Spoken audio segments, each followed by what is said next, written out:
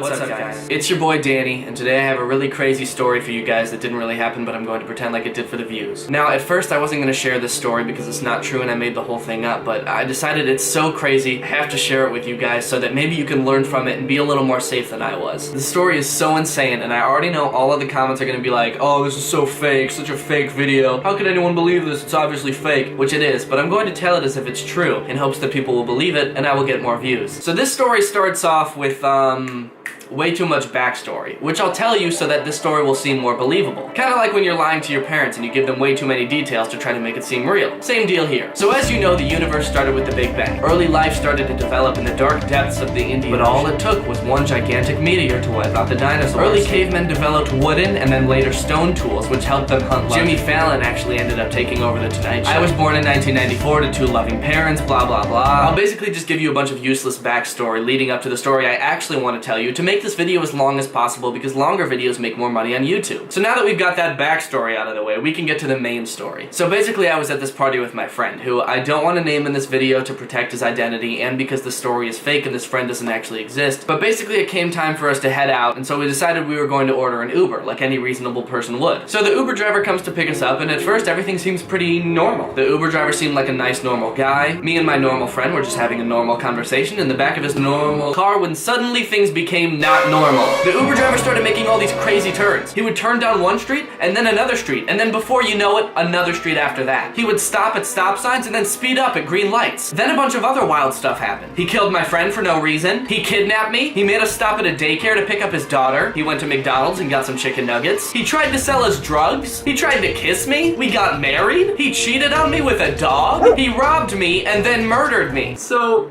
to be honest, it was just a super tragic experience, and I don't even know how I made it through.